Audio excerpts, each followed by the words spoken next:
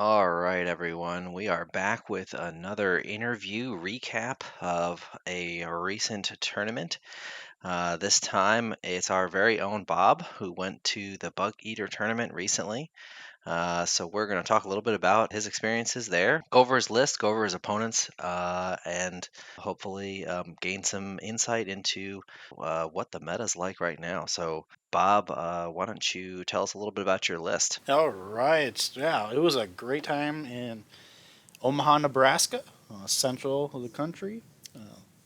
It was about 10 hours away from where I'm at. So my wife and I got to drive down there. It was an awesome area. I was joking with her that we should move down there if we ever got tired of the farmland.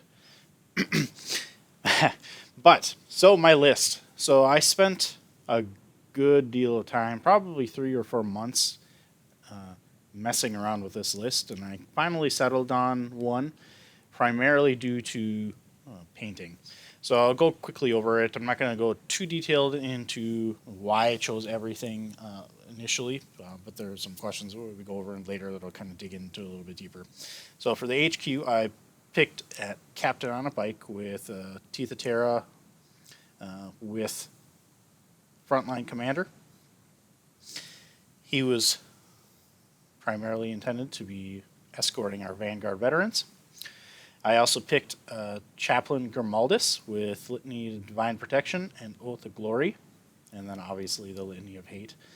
I picked him primarily because you want to get as many litanies in your list as possible for the great value that he provided. My list, as you'll see in a second, did not have an apothecary in it, so I wanted to make sure that I had a source of Litany of Divine Protection to escort my Terminators. Then I had, for my troops, I took one Infiltrator squad with the Helix Gauntlet to allow me to get to where I need to go on the board to capture objectives or take one in my home deployment zone. With that, they were able to deny deep strikes. So all around great unit. We talked about these guys quite a bit. In the elite slot, I took two 3-man Blade Guard veteran squads. And I'll talk a little bit deeper into these a little bit later.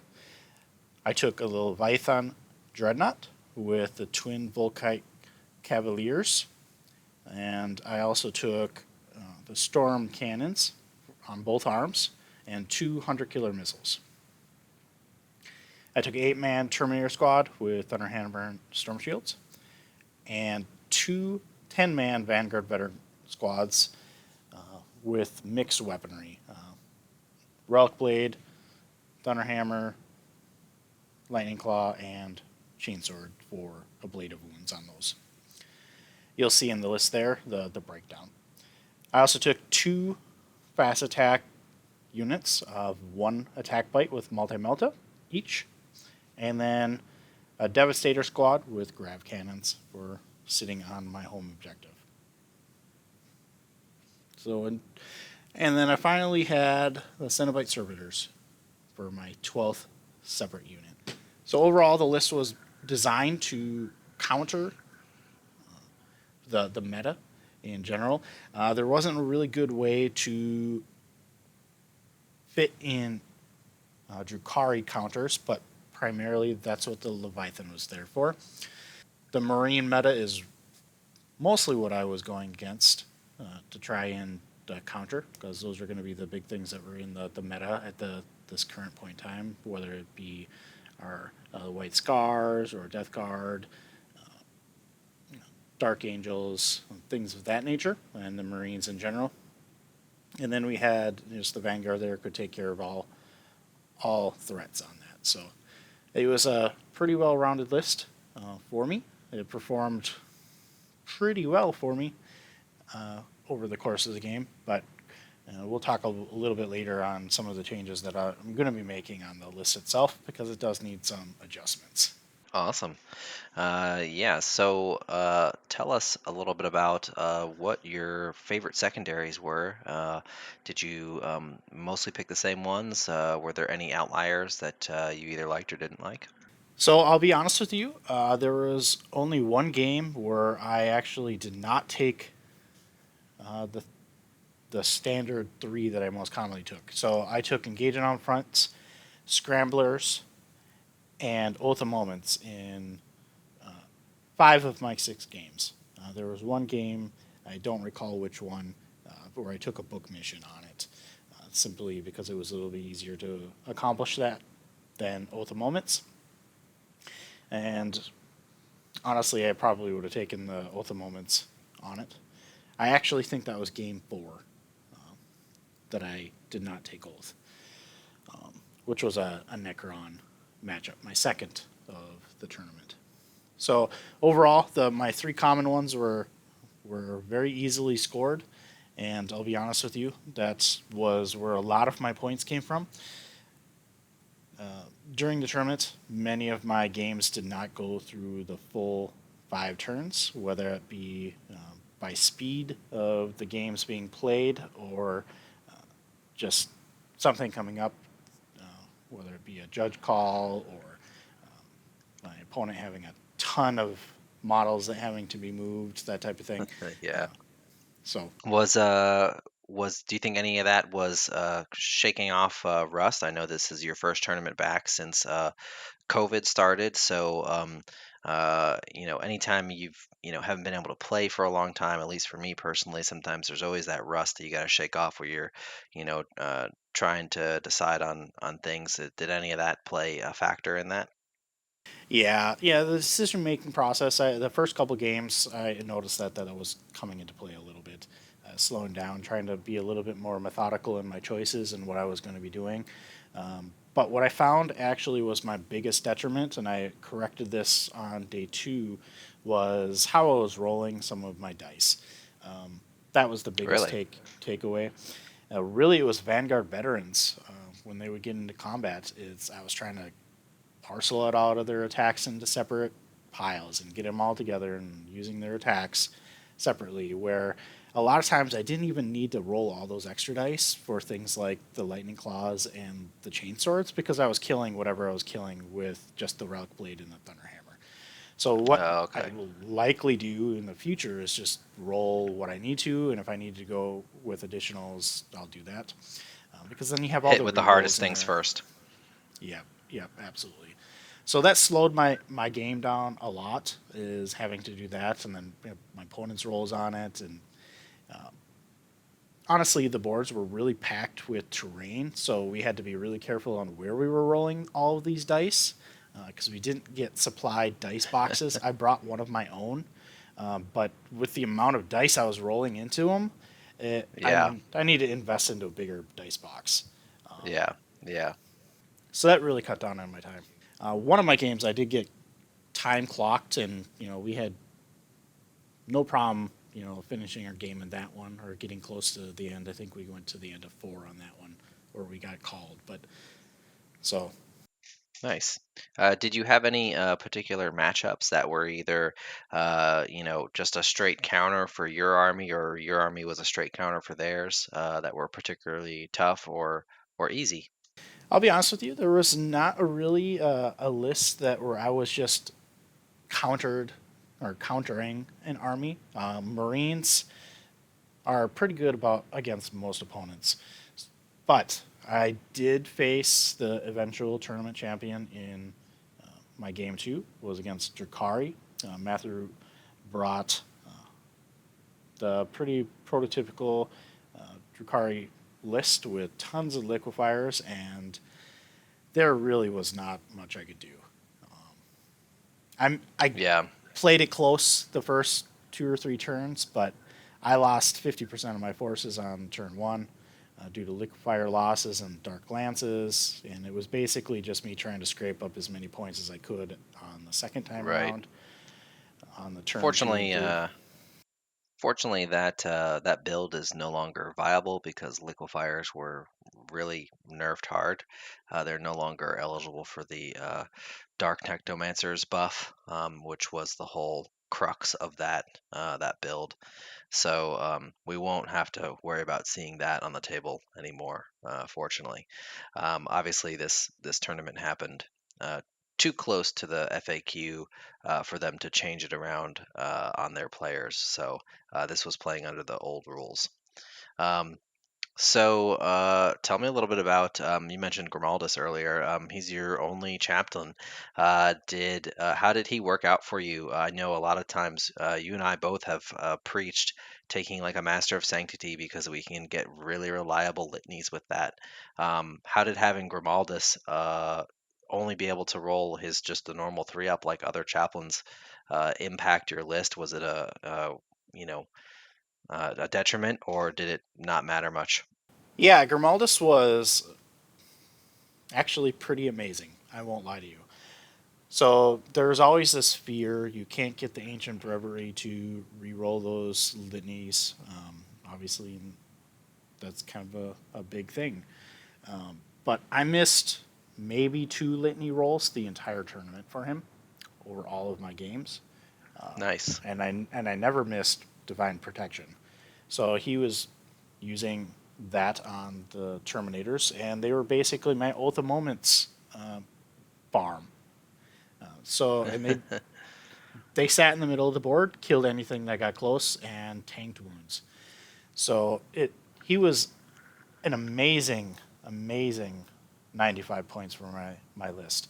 Now I used Oath of Glory as that second litany, and that was like key in several situations over the course of the 6 games where I was facing differing things that had that fight first or fight last, where they actually did some damage, where I could interrupt and get in there because we did play with the new FAQ on that, even though we didn't change the points for the tournament. So that was a huge thing for us and kept my Terminators alive several different times. Those Nice. extra generated attacks also were really key. Oh yeah. I think the more new armies that come out and the more fights last abilities that are being thrown out there, every new army I think that has come out has some form of an ability to make you fight last. Some more than others. I know Drukhari have quite a few. And they're very popular right now, obviously, because they're very powerful, even after the nerfs. I'm thinking that that litany is going to become more and more important for us, as we continue on into ninth. Um, we might have to do another litanies video and kind of update uh, our list of the best litanies to take because if I recall, that wasn't on there. So that's definitely something that we should think about because as the meta changes, so too must our choices. And so far, it seems like we have all the litanies we need to take. Uh, Several ones that were not good or were only okay in previous times are now getting better, which is great. Yeah, absolutely. And I didn't really feel that the loss of the second chaplain in at least in my games. But with that being said, when I go over the list, the captain needs to change a little bit. So. Yeah, tell me about him. How did the bike captain fare for you? I know you and I have talked about bikes having a difficult time moving around with ruins heavy boards. Did you miss the chapter master upgrade for him? And how was he as far as maneuvering on the table? So the bike captain is probably going to go. The reason why that is because he was on a bike platform, and I was trying to have him with my Vanguard veterans, and I often had to have him as a counter attack unit, following around some other unit just so he wasn't getting sniped. The reason is the boards at Bugeater were predominantly ruins, and there was a lot of them. So we had at least one large rune on each square foot, with many times there being multiple smaller ones strewn in there. So the lanes of movement were not great for bikes. There was also at least 2 impassable ruin pieces on each board, in each deployment zone, essentially, so that there was something to hide behind. But that made it really difficult to get the bike captain to where he needed to be with the Vanguard veterans. And for the role that I needed him to play in my list, it was not effective. I would have rather have had something on a jump pack so that they could just stay with my Vanguard veterans because they didn't get to utilize the reroll one auras like I really wanted him to. He did, you know, did have his effective uses in the games because after the second turn, after seeing what our boards were going to be looking like, I kind of adjusted his role a little bit, kind of guarding my deployment zone mid board a little bit to counterattack some of these things that were getting thrown my way. But even then, he's a very cost-effective HQ. He just was not effective in the role that I took him in the list for. So I think going forward, I foresee that being an issue possibly for other HQ bikers. Predominantly and most commonly taken is going to be the chaplain on the bike, the Primaris chaplain. He's got a much bigger base too. Yeah, if I would have had him, he would have been stuck in my deployment zone every game. Really? Now, The boards were part that of crowded, that, huh? yeah, there was a lot of terrain, and it's not a bad thing for our lists, but just because of the way that the boards were set up, you have to go around the terrain pieces for the ruins to get Yeah. the correct.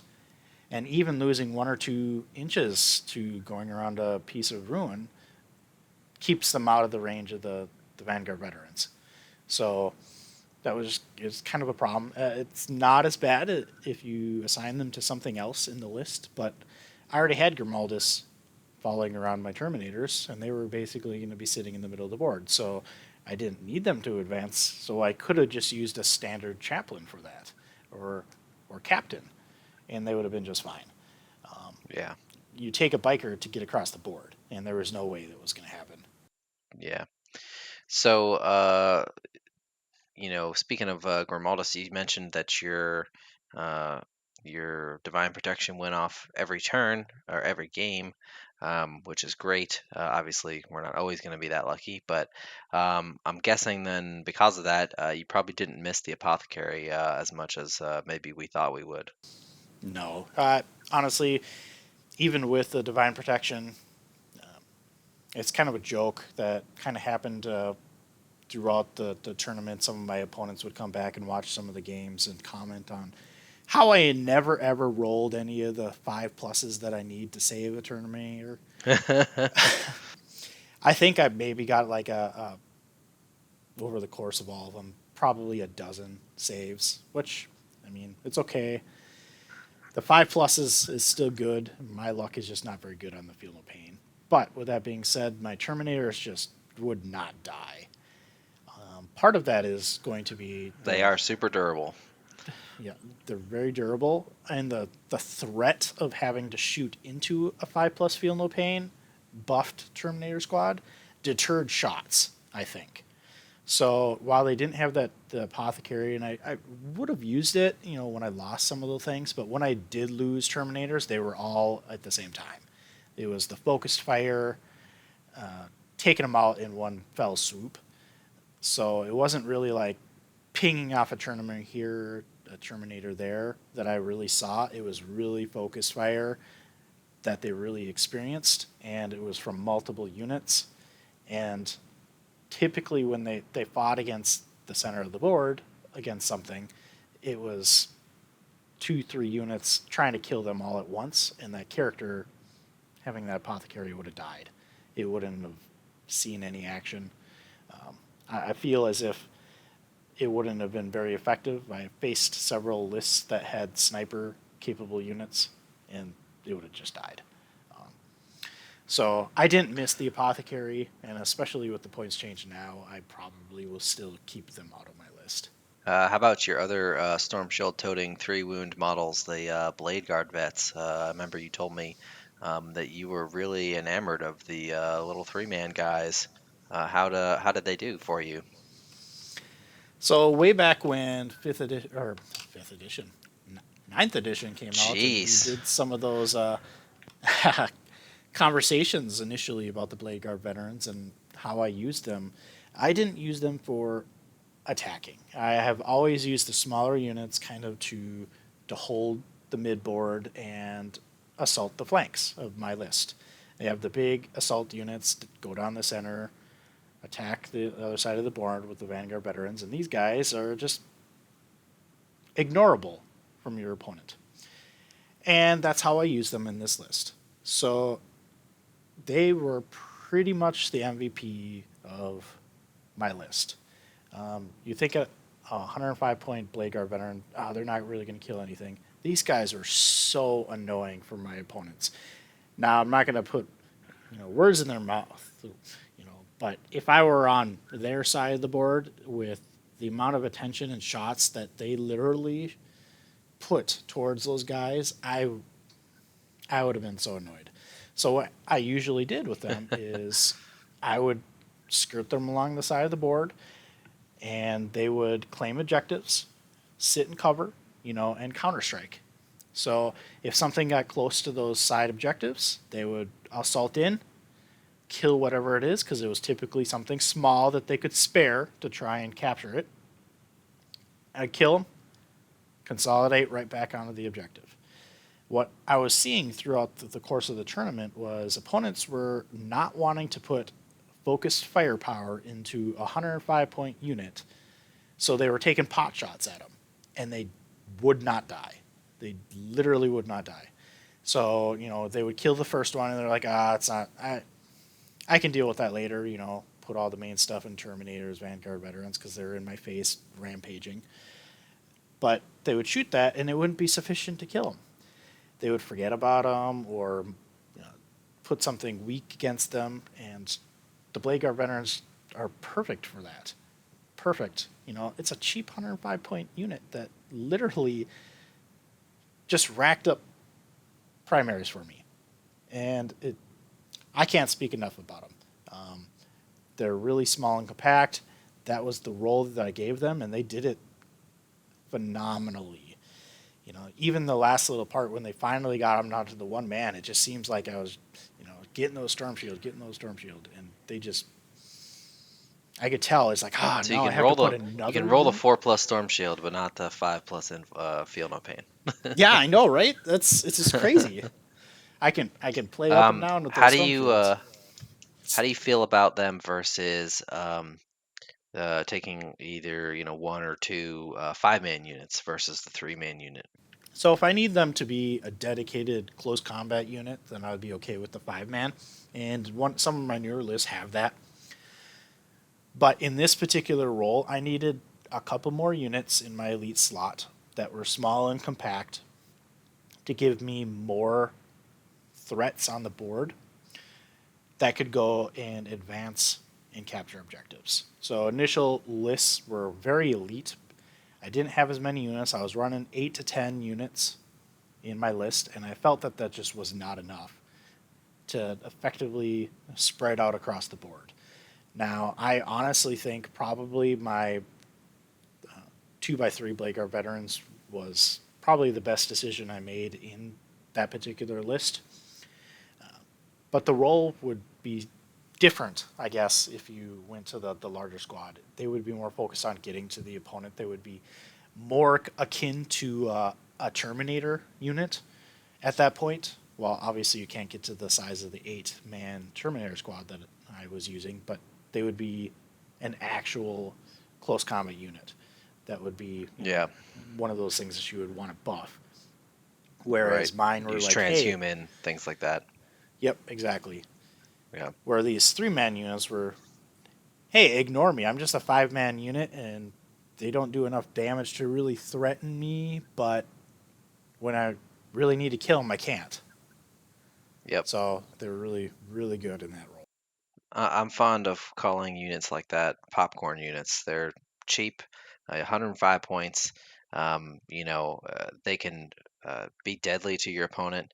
Your opponent, can ignore them sort of at their own risk. In this case, a lot of times popcorn units are units that are sort of glass cannons, cheap glass cannons. They'll deal a lot of damage if left unchecked, but they're going to suck up just enough firepower, and you don't care if they die. In this case, it's sort of the opposite of that. It's more of a really durable. I'm going to sit on this objective and have fun trying to get it away from me type of thing. So it sounds like they worked really well for that. You said that they were probably your MVP. What was your weakest unit? The Leviathan, definitely. Now, first couple Really? games, I very aggressively deployed them. They were still obviously in cover, but you really can't be in cover against your Kari. They can get you no matter what. So that was a no shot. He got the first turn, it died first turn, so I didn't get to use it. But that was pretty typical of all of my tournament games.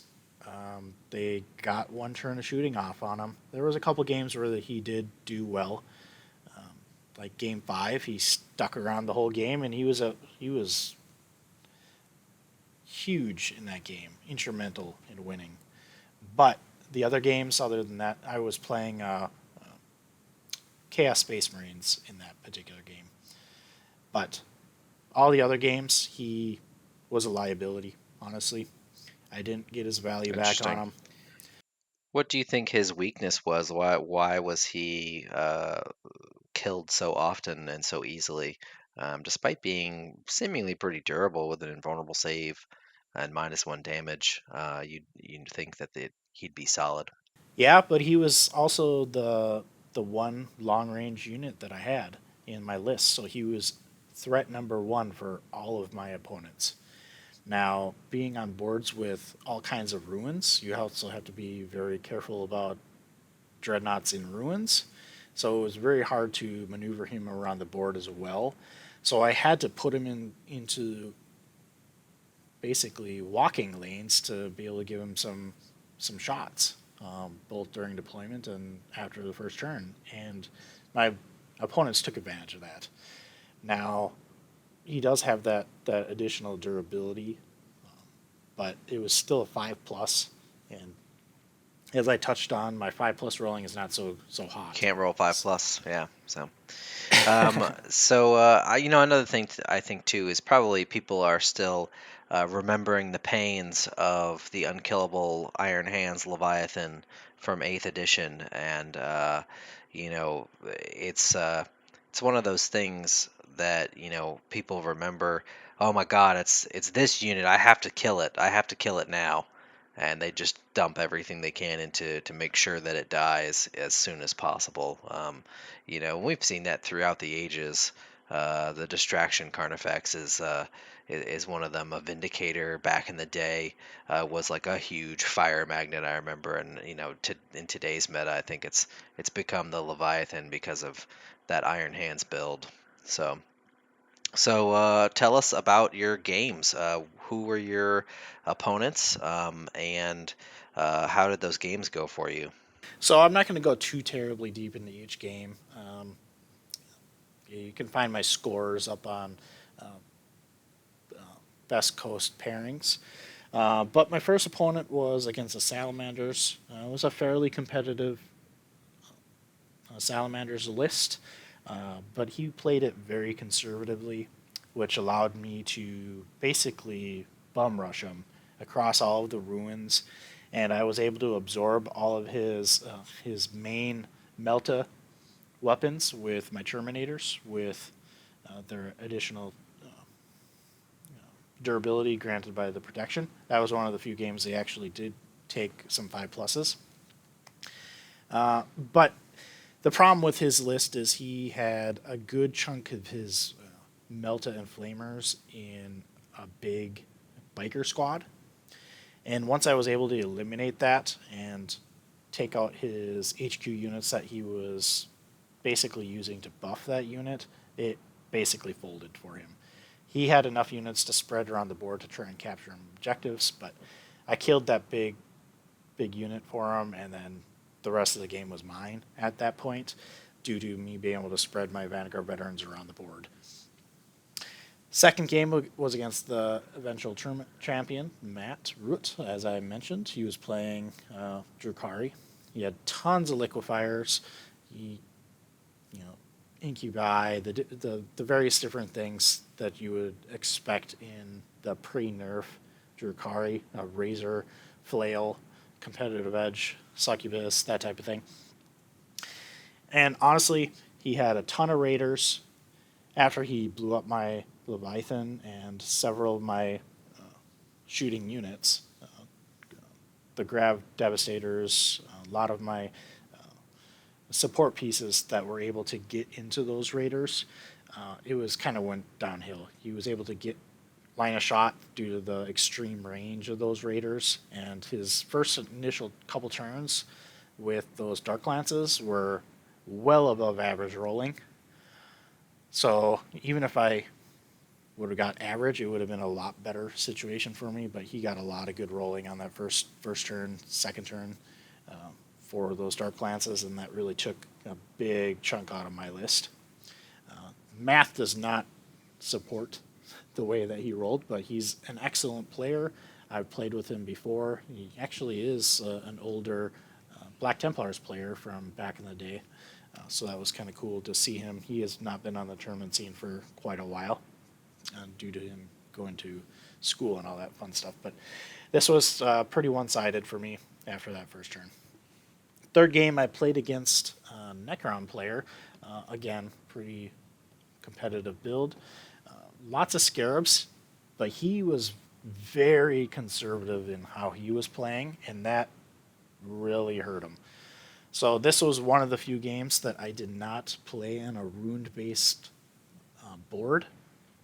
In fact, I think it was probably the only game. But the hills were all impassable, so it made it really difficult for both of us to get to the center of the board. But the few things that I did have that were important to get there, the Vanguard Veterans made it there.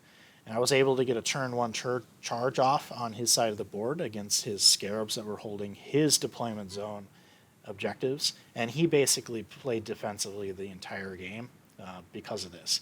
I was able to camp out on the objectives while he was able to stall out a lot of my secondaries. Most of my points came from those primaries and the pressure I was able to put on him. He wasn't able to score them. So it really came down to the secondaries towards the end. He made a good push towards the end when I started to lose some of those things and his firepower was starting to catch up to my list.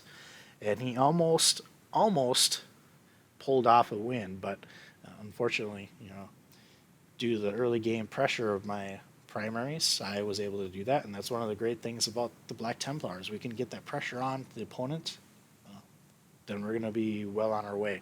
Unfortunately, he had a lot of units to move. He had a chess clock. He called for that right away, noting that he has had issues with it. But it ended up working up against him. So we didn't get past the third turn. So had we gone a little bit further than that, he potentially could have won. But it was really neck and neck towards the end of the game. The pressure that I was able to put on him the first few turns was insurmountable. Game 4 actually came down to a mistake of mine. It was another Necron player. This one featured 2 really large blobs of warriors and a lot of shooting. So this was on a rune-based list again. So my advancing across the board was a little bit more aggressive than I typically would have done. I put a lot of things in the open because of line of sight issues. He was not able to do, even though they were in the open. But he Veil of Darkness on some of my stuff, and he was able to take out a couple of key units on one of my flanks. So that gave him the door that he needed to start scoring some primaries. And while I was aggressive, I was kind of playing his game. So it ended up being really close, and I was winning until the end of the last turn. But I made a mistake there, and he killed off my units, was able to capture it, and swung the battle in his direction. I think he won by 3 points. So There was a mental mistake. It was after a 4 game day, and we were all pretty exhausted at that point. And I wasn't forgot to do something, and I wasn't going to go back on that, and potentially at that time ask my opponent to lose the game to fix that issue. That's not how I play. It was my fault. So unfortunately, it ended up losing me the games, but it was still, you know, a great game against a great opponent. He had his brother there that actually was helping me out a little bit, actually, calling his brother out a couple times on some illegal moves. But yeah, it was a good game.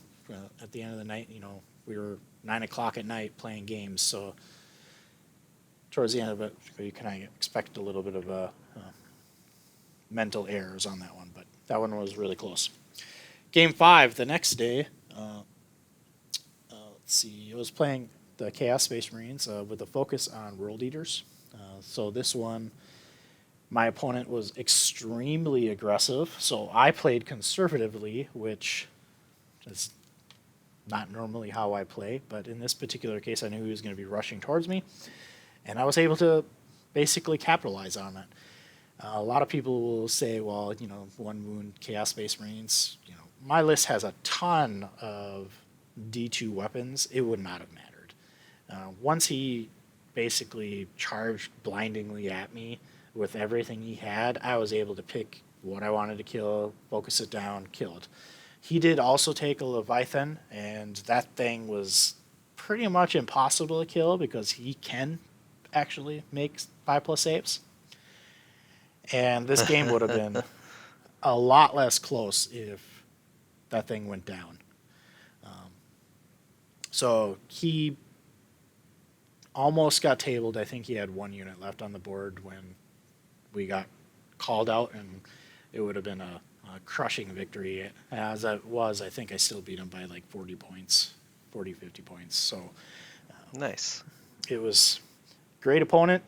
He was actually part of my local area's big gaming group, the Warhawks, but he played way too aggressively against a list that does everything that he wanted to do better, and yeah, he unfortunately just wasn't going to win this one. Round 6, I played against let's see, what the last opponent.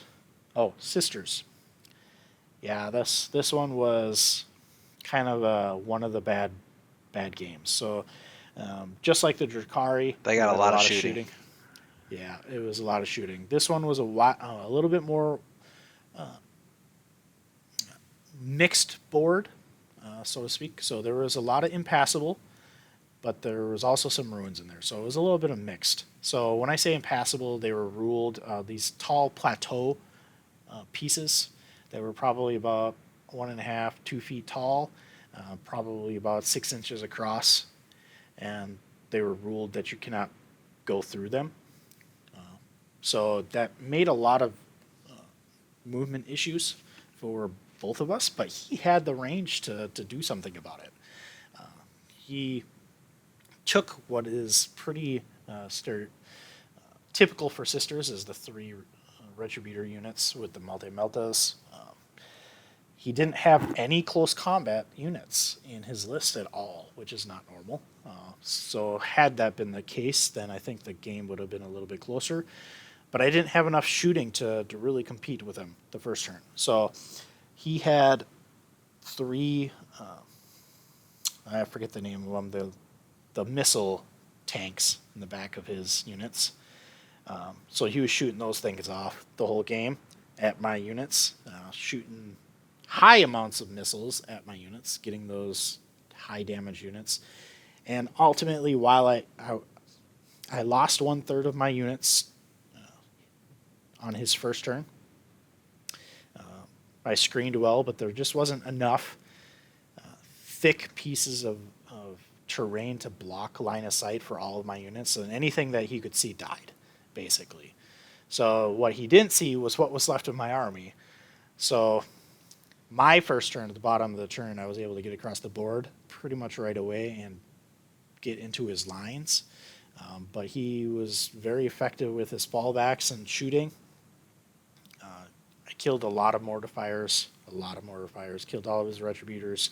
He was down to actually 4 or 5 units at the end of the game, um, but he had enough to table me. So it came down to the shooting. The board was not one that was really conducive to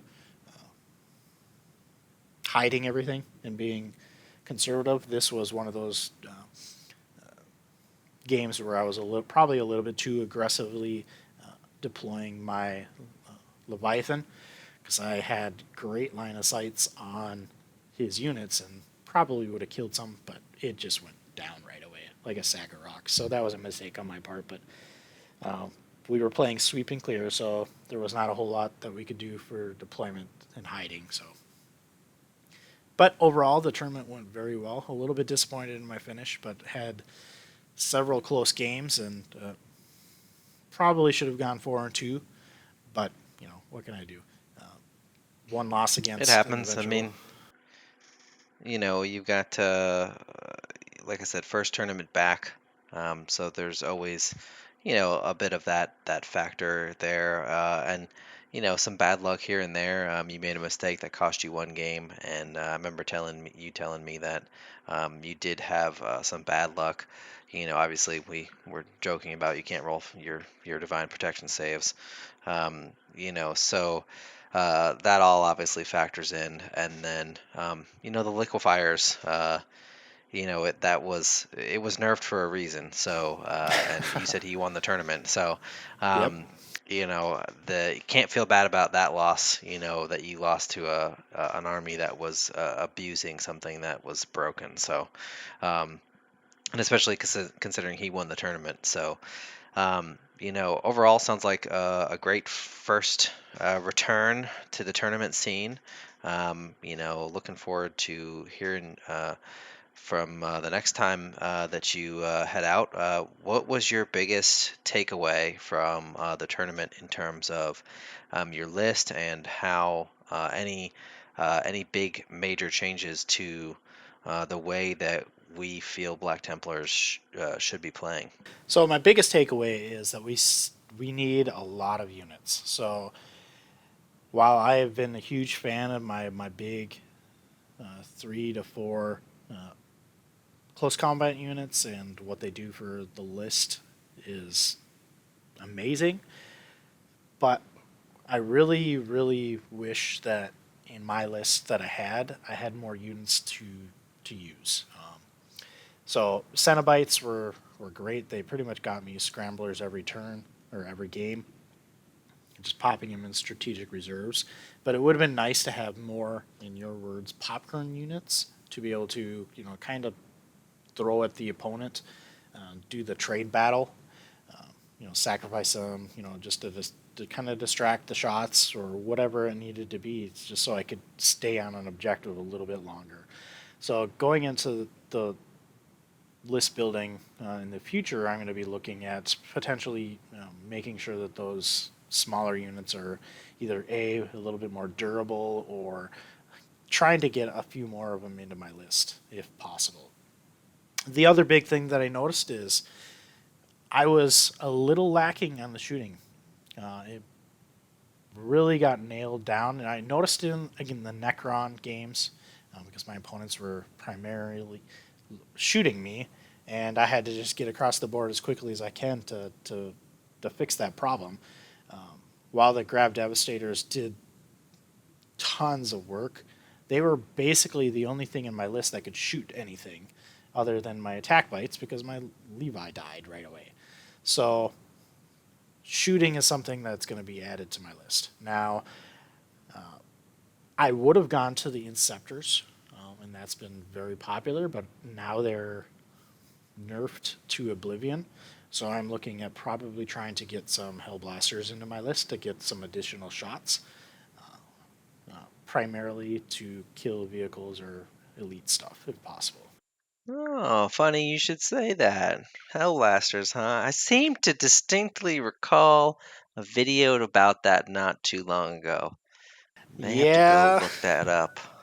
So Inceptors are still So better, but yeah. they just cost too much. GW pretty much yeeted them out the back door with another 5 point increase. So I talked about that on our points increase video.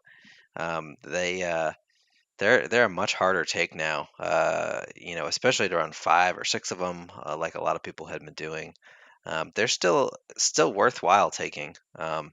But Hellblasters are going to be even more bang for your buck comparatively.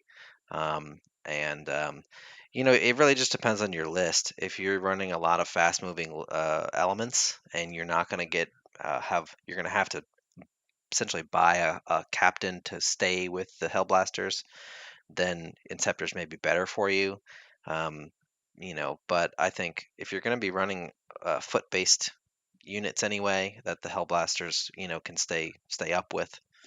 I think it could be a good take. I put mine together, so I'm gonna give them a try as well. Yeah, they're I think going to be an addition to my list. It's just overall, I had probably too much close combat. Now I don't really want to count my Blade Guard veterans because they didn't count Too as a. much. There's no such thing Uh, as too I, much close combat. I know. I'm just kidding. I know. I agree with you.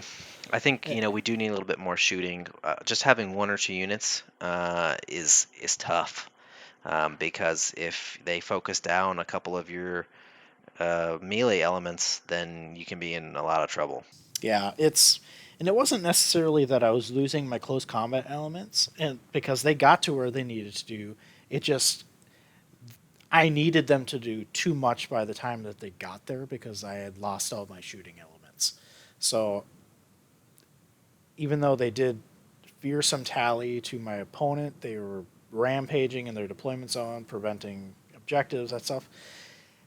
It was the random shooting at the back of their deployment zone that I couldn't get to quick enough that was killing me, especially against that sisters list. Is just I couldn't get to those tanks in the back that were shooting me, and they just slowly ate away at me. Whether it was they had a couple emulators as well with multi meltas, and anything that got in range of my Vanguard veterans died.